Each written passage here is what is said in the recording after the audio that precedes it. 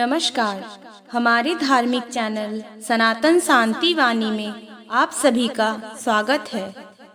आज हम जिस शक्ति का स्मरण करने जा रहे हैं वह केवल एक देवी नहीं बल्कि वह स्वयं इस सृष्टि की आधारशिला है। जिस शक्ति के बिना देवता भी असहाय हो जाते हैं, जिस शक्ति के बिना सृष्टि का संचालन रुक जाए, जिस शक्ति के बिना जीवन अधूरा है, वह शक्ति है जगदम्बा माँ दुर्गा। माँ दुर्गा केवल युद्ध की देवी नहीं है, वह माँ है जो अपने बच्चों की रक्षा करती है। वह करुणा की सागर है जो भक्तों की पुकार सुनकर तुरंत दौड़ी चली आती है। वह न्याय की मूर्ति है जो अत्याचारियों का विनाश करती है और धर्म की रक्षा करती है।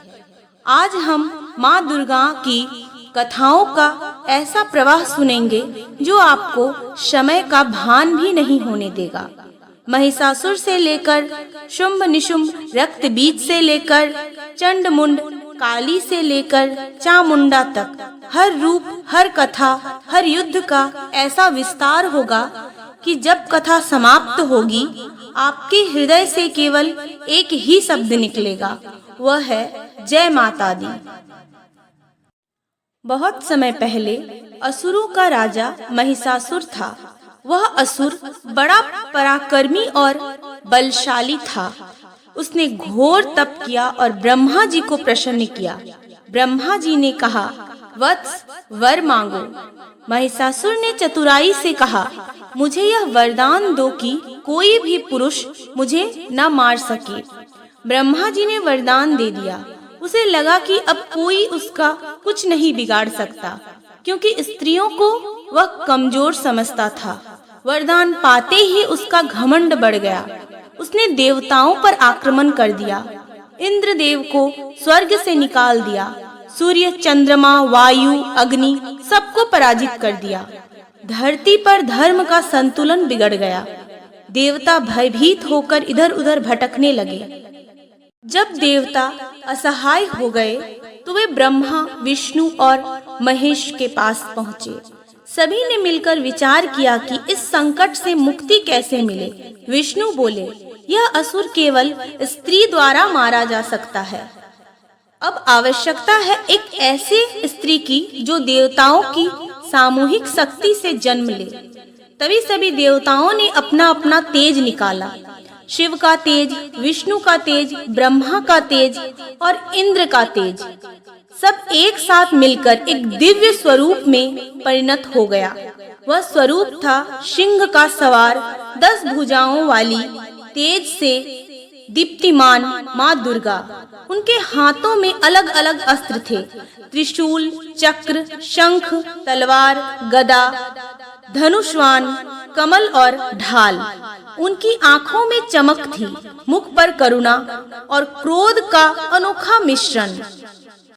देवताओं ने उनकी स्तुति की और कहा, हे जगदम्बे, हमारी रक्षा कीजिए। माँ दुर्गा ने महिषासुर को युद्ध के लिए ललकारा। महिषासुर ने क्रोध में आकर विशाल सेना भेजी। चारों ओर असुरों की भीड़ उमड़ गई। धरती कांप उठी, आकाश भी गूंज उठा। माँ दुर्गा सिंह पर सवार होकर युद्ध भूमि में उतरी। उनकी गर्जना से असुर भयभीत हो गए। नवरात्रि के 9 दिन और रात यह भयंकर युद्ध चला। महिषासुर कभी भैंस का रूप लेता, कभी हाथी, कभी सिंह और कभी मनुष्य। यह बार बार माया के रूप में बदलता रहा, लेकिन माँ दुर्गा ने हर रूप में उनका संहार किया। अंत में 10वें दिन माँ दुर्गा ने अपने त्रिशूल से महिषासुर को भेद दिया। वह तड़प तड़प कर गिर पड़ा और उसका अंत हो गया। उस क्षण तीनों लोकों में खुशी छा गई। देवता आकाश से पुष्प वर्षा करने लगे। धरती, आकाश और पाताल गूंज उठे। जय महिषासुर मर्दिनी माँ दुर्गा की जय। महिषासुर के मरने के बाद भी असुर जाति शांत नहीं हुई। समय के साथ असुरों में 2 शक्तिशाली भाई पैदा हुए, शुंभ निशुंभ। ये दोनों अत्यंत बलशाली और अहंकारी थे। उन्होंने कठोर तपस्या करके वरदान पाया कि इन्हें कोई भी देवता मार नहीं सकेगा। वरदान पाते ही उन्होंने तीनों लोकों में उत्पात मचाना शुरू कर दिया। स्वर्ग पर आक्रमण करके इंद्रदेव का सिंहासन छीन लिया। सूर्य, चंद्र, वायु, अग्नि, यम सभी देवताओं को बंदी बना लिया। धरती पर धर्म का संतुलन बिगड़ गया। शुंभ और निशुंभ ने देवताओं से संदेश भिजवाया, तुम्हारी वह देवी जो महिषासुर का वध कर चुकी है, हमारी सुंदरता और शक्ति देखकर स्वयं हमारे पास आ जाएगी। उससे कहो हमारे साथ विवाह कर ले। यदि उसने मना किया तो हम तीनों लोकों को नष्ट कर देंगे। देवता भयभीत होकर माँ दुर्गा के पास पहुँचे और सारी बात बताई। माँ दुर्गा ने मुस्कुरा कर कहा, जाकर उनसे कहो कि यदि वे मुझे युद्ध में जीत ले तो मैं उनकी हो जाऊंगी, लेकिन यदि वे हारे तो उनका अंत निश्चित है। यह संदेश सुनकर शुंभ निशुंभ क्रोधित हो उठे। उन्होंने अपनी असुर सेना को देवी पर आक्रमण करने का आदेश दिया। सबसे पहले 2 पराक्रमी दैत्य भेजे गए, चंड और मुंड। उन्होंने अपनी भयानक सेना के साथ माँ दुर्गा पर हमला कर दिया। युद्ध बहुत ही भीषण हुआ। तभी माँ दुर्गा के क्रोध से एक दिव्य शक्ति प्रकट हुई। वह थी चामुंडा देवी। उनका रूप अत्यंत भयानक था। हाथ में तलवार और खड्ग, गले में नर मुंडों की माला, जीभ बाहर निकली हुई, आंखों में अग्नि की ज्वाला। चामुंडा ने चंड और मुंड का वध किया। तभी माँ दुर्गा ने कहा, आज से यह देवी चामुंडा नाम से पूजी जाएगी। अब शुंभ निशुंभ ने अपने सबसे शक्तिशाली सेनापति रक्तबीज को भेजा। उसका वरदान था कि उसके खून की हर बूंद जमीन पर गिरती तो उससे एक नया रक्तबीज जन्म लेता। इस कारण कोई भी उसे मार नहीं पाता। जब युद्ध शुरू हुआ तो माँ दुर्गा की सेना ने उस पर वार किया, लेकिन जैसे ही उसका खून गिरा, हजारों रक्तबीज पैदा हो गए। देखते ही देखते युद्ध भूमि असंख्य रक्तबीजों से भर गई। देवतागण चिंतित हो उठे। तभी माँ दुर्गा ने अपने क्रोध से एक और रूप को प्रकट किया।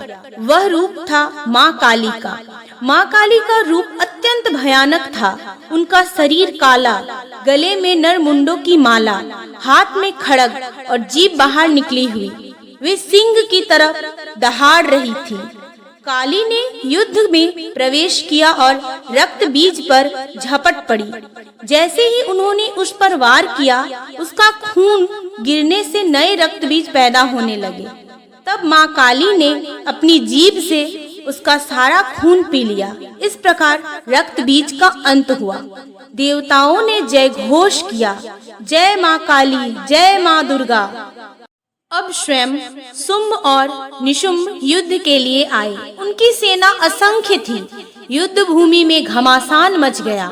माँ दुर्गा ने अपने अनेक रूप प्रकट किए। काली, चामुंडा, ब्रह्मचारिणी, महागौरी सभी शक्तियाँ प्रकट होकर युद्ध करने लगी।